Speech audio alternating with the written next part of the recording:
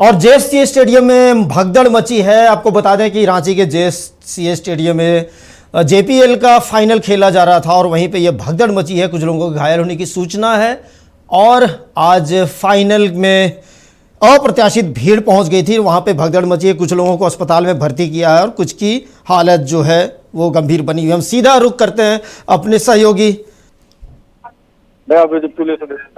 सत्यव्रत, अभी क्या स्थिति है बताइए।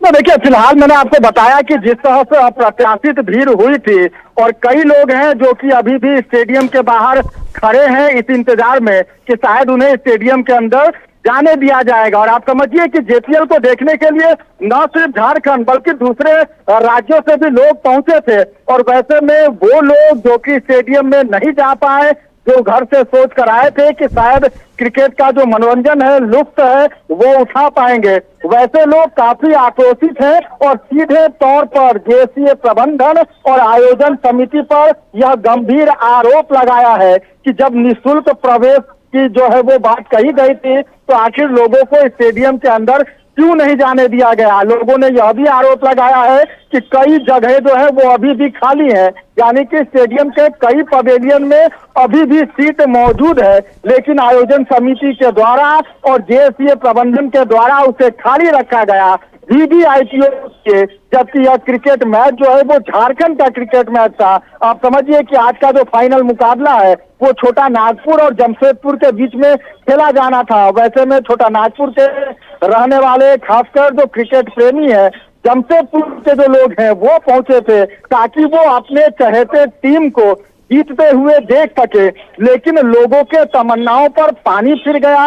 यही कारण है कि लोग काफी आक्रोशित हुए। फिलहाल अगर बात करें तो जो स्टेडियम का एक अस्थायी तौर पर गेट बनाया गया था क्रिकेट मैच के विज्ञापन के लिए, उसे लोगों ने जो है वो उखाड़ दिया और उस दौरान भगदड़ मची। और इस भगदड़ में सबसे ज्यादा परेशानी महिलाओं को हुई, युवतियों को हुई और खासकर जो छोटे बच्चे थे, कई लोग गंभीर रूप से घायल हैं। कईयों का इलाज जो है वो राज अस्पताल में चल रहा है, क्योंकि जेएससीए स्टेडियम के ठीक बगल में एचईसी पारस अस्पताल है, वहां भी कुछ घायलों को ले जाया गया है।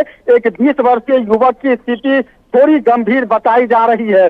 तो कहीं ना कहीं जेएससीए में क्रिकेट मैच के दौरान जो कुव्यवस्था है वो देखने को मिली, लोगों का आक्रोश देखने को मिला और वही आक्रोश देखते देखते कब भगदड़ में तब्दील हो गया। साथ ही यहाँ के स्थानीय लोगों ने प्रशासन पर भी कई गंभीर आरोप लगाए हैं कि प्रशासन के द्वारा जो व्यवहार किया जा रहा था क्रिकेट प्रेमियों के साथ, क्रिकेट देखने आने वाले दर्शकों के साथ, वो बेहतर नहीं था। और यही कारण है कि लोगों का गुस्सा फूटा, लोगों ने जो है वो अफरा तफरी की, लोगों उस अफरा तफरी में कई लोग घायल हुए। जो बैरिकेटिंग बनाया गया था उस बैरिकेटिंग को पूरी तरह से जो है वो तोड़ दिया गया।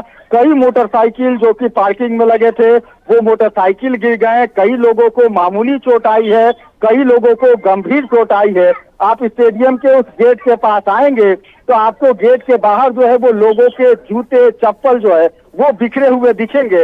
यानी कि अब तस्वीर बता रहा है कि अब से थोड़ी देर पहले जो है वो क्रिकेट स्टेडियम के बाहर किस तरह से भगदड़ वाली स्थिति हुई थी और लोगों का जो आक्रोश है और जो जेएससीए क्रिकेट स्टेडियम प्रबंधन के जो लोग हैं, जो पदाधिकारी हैं, जो आयोजन समिति के लोग हैं, उनके द्वारा शायद बेहतर व्यवस्था नहीं की गई थी। यही कारण है। बिल्कुल सत्यव्रत, आप सही बोल रहे हैं कि यहाँ पर कई अंतर्राष्ट्रीय मैच भी हुए हैं, आईपीएल के भी मैच हुए हैं, तमाम मैच हुए हैं, स्थानीय स्तर पर मैच हुए हैं, लेकिन ऐसी स्थिति पहली बार हुई है। यानी कि कहीं ना कहीं जो आयोजन समिति है उसकी गलती या प्रबंधन की गलती है या सुरक्षा बलों की जो कमी है उसको भी कह सकते हैं आप, या फिर कह सकते हैं कि अप्रत्याशित। अब तो ये सब जांच की बात है और ये विश्लेषण की बात है, इसको देखना होगा। लेकिन जो भी हुआ बहुत दुखद हुआ।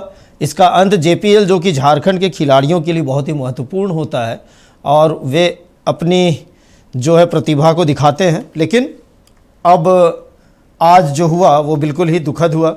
लेकिन अभी तक कम से कम घायल की ही सूचना है, तो ये एक राहत की बात है। बहुत बहुत शुक्रिया आपका सत्यव्रत।